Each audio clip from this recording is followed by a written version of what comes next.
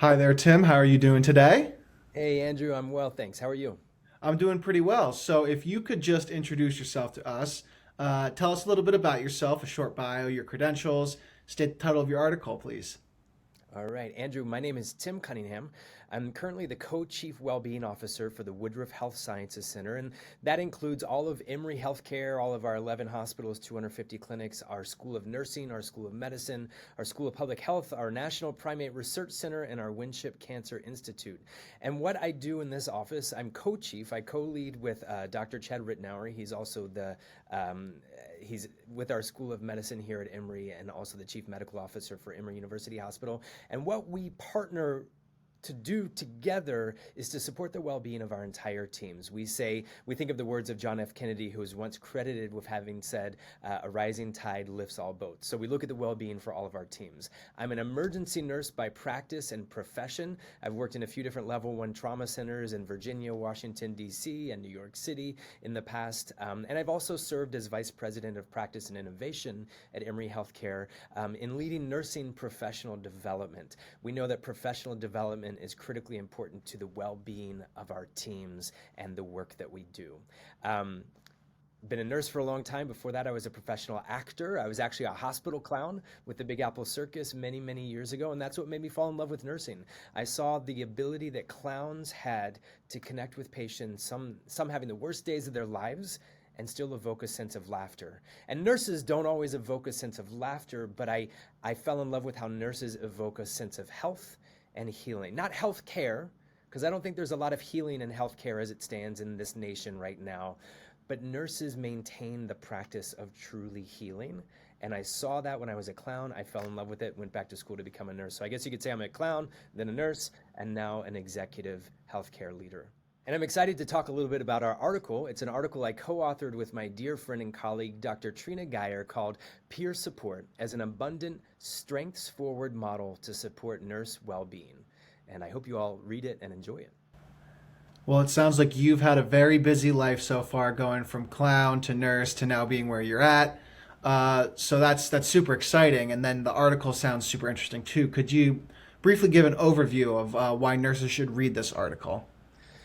I think nurses should read this article for a couple reasons. First and foremost, we know that our teams, our clinical teams, our frontline nurses are continuing to suffer.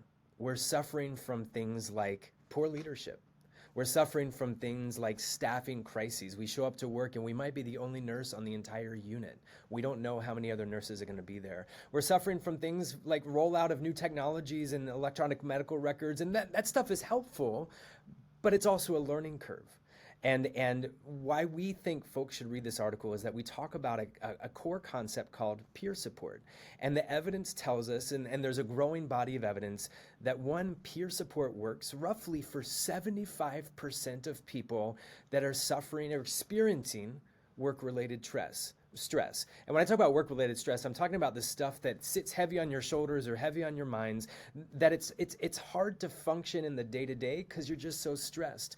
Peer support has been shown for roughly 75% of the people experiencing that as a way to help reduce that stress so you can get back to work and focus better. And even more importantly, you can leave work and go home to be with those you love, your family, your friends, your pets, your community, whatever that engagement is, to let that stress go. So peer support has been helped to work. I said 75% of people. There's some evidence that says 25% of people that might need a higher level of support. What peer support does, and we talk about this in the article, is all of our trained peer supporters know how to listen to the person they're supporting, so that if the person needs a higher level of support, the peer supporter can say, what I'm hearing is kind of concerning to me. I think we need to talk with someone else, and let me get you to that person, or let me get you to that higher level of help. Peer support is confidential. It's private. When you talk with a peer supporter, and you see this in the article, our peer supporters are not therapists, psychotherapists, psychologists, psychiatrists. They are other nurses. And peer supporters are nurses trained to actively listen and be present with the person who's expressing some stress and what's on their mind. So our article just talks about what peer support looks like. It cites some evidence as to why it's important. And I want to make it clear with those watching, peer support's not going to fix everything, but it can fix some things that can help you reframe your thinking, refocus on your work, and continue to be the best healer that you know you can be as a nurse, as a member of the best profession on the planet. Well, that sounds like a very important topic, and we're very glad that you wrote something on that. So, with this topic being so important and something that you would want nurses to read about and learn from, what made you specifically want to write an article on this specific topic in like the first place? Interested in co-authoring this article with my colleague, Dr. Trina Geyer, because personally, I've experienced burnout in my family. My father was a healthcare professional. He is now retired, but literally his profession nearly killed him. And I'm glad he survived through it, but he wasn't given the skills in his education and training on how to manage the aspects of work-related stress. And work-related stress has only gotten worse for all sorts of reasons. So I've got a personal investment in this. And I was interested in writing this article because peer support is not that hard to do. It's not that expensive. I work in a very large health system, and it costs us maybe $20,000 a year to run a massive peer support program. You can virtually do it for free in certain settings if you need to. So I wanted, and Dr. Geyer and I both wanted to share the news of what we've learned, hopefully to inspire people to start their own peer support programs. Because I tell you, and I'm going to be frank, our healthcare systems are not designed in this country to support our healers. And when I say our healers, I mean our nurses, our physicians, our social workers, our physical therapists, our occupational therapists. So it's on us. We have to do things to change the culture to make it more of a healing culture. If we can heal ourselves, we're going to be better at healing others. And peer support is a great way to do it. So I hope even at a minimum, one person reads this article and maybe says, I want to start this at my hospital because I care about my teams and I care about healing. And this is a way that we can get back to healing. Well, with such a topic that you seem to have a great interest in and impacts you personally, you talked a little bit about the end about what you want nurses to think of after they finish reading your article. What would be like 2 to 3 things that you would want them to specifically take away after reading this from what you wanted to get through to these nurses? Sure. I think a big takeaway that I hope any nurse that reads, especially a nurse leader that reads this article, is that a peer support program is feasible.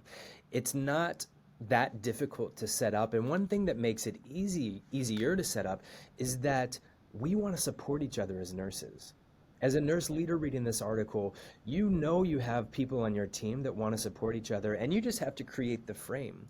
As nurses who are reading this article who might not be in a leadership position or a managerial role, I hope that you read the article and say and recognize that you're already good enough, that you're already strong enough.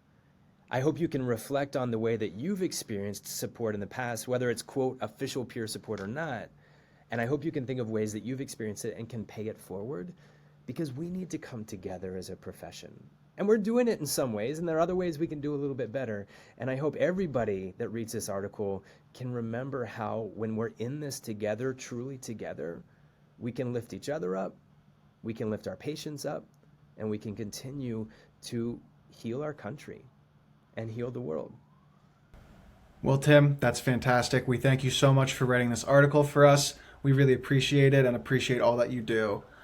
We just want to thank you again for sitting down with us also and just giving a little bit of a background on you, the article, and why you decided to write something like this. So again, thank you so much for your time today. Thanks so much, Andrew. It's great to be able to chat about this, and I hope you all enjoy the article. Awesome. Thanks, Tim. Have a fantastic day.